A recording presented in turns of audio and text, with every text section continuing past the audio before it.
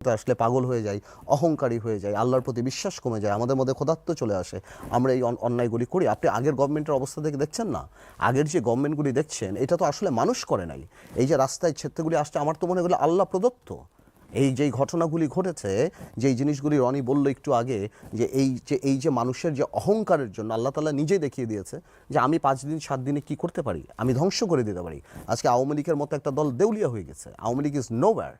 আওয়ামী লীগের বড় বড় রাজনীতিবিদরা যেভাবে পালিয়ে যাচ্ছে এবং তারা কান্নাকাটি করছে ঘরের মধ্যে যে আমরা জীবনে কোনোদিন রাজনীতি করব না, কোথায় তাদের হাজার হাজার কোটি টাকা, কোথায় গেছে লক্ষ কোটি টাকা। তারা এমন একটা ভাব করেছিল যে আগের সাবেক প্রধানমন্ত্রী যিনি, ওনার হিসাব করছিল যে ওনার তো অল্টারনেট নাই, ওনার তো বিভিন্ন টকশোতে আমাদের বলছে ওনার অল্টারনেটকে, ওনার তো অল্টারনেট নাই, ওনার পর কে আসবে। তার মানে মানুষ মানে ওই দাবিতেই চলে গেছে যে উনি তো থাকবেই, তারপর কে আসবে। আল্লাহ এগুলি পছন্দ করেন না। না, আল্লাহগুলি আল্লাহ বলছে আমার জমিনে তুমি অহংকারের সাথে হেঁটো না, তুমি জমিন বিদীর্ণ করে যেতে পারো, আকাশ বিদীর্ণ করে উপরে উঠতে পারবা না। আল্লাহ দম্ভকারীকে পছন্দ, এগুলি তো তার, এগুলি আমাদের সৃষ্টি না, এগুলি আমরা প্ল্যান করে করতে পারতাম না। এগুলি কারণ এগুলি আল্লাহর তরফ থেকে আসা। এই যে অহংকার প্রত্যেকটা ক্যাবিনেটের, এবং এই যে পলিটিক্স যে ধ্বংস করেছে আজকে বাংলাদেশে, আমি একটু বলি।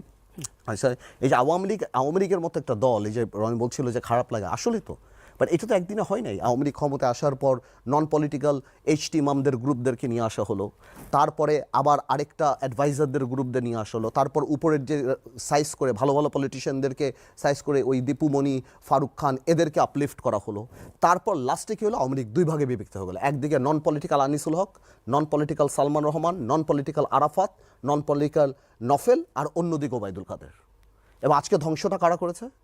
এই যে সাবেক প্রধানমন্ত্রী যখন বলল যে রাজাকারের সন্তানরা পাবেন, নাহলে কি রাজাকারের সন্তানরা পাবে, এইটার যে গ্যাপটা ছিল ওইটাকে ক্লিয়ার, ওইটাকে নষ্টটা কে করলো?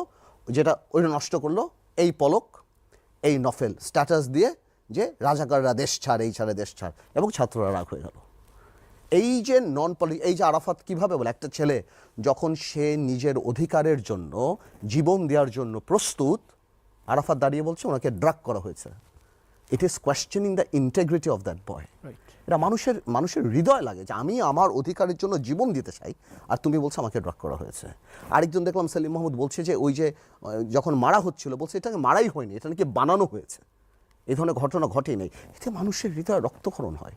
এই যে মানুষগুলি নামে, এই যে রাগ, মানুষের যে ক্ষোভ, আপনি আগে কোনো দিন দেখেছেন? কোনো দিনও দেখেন নাই। এগুলি ক্ষোভ মানুষের মধ্যে থেকে আসছে। তারপর যে দেশ চালানো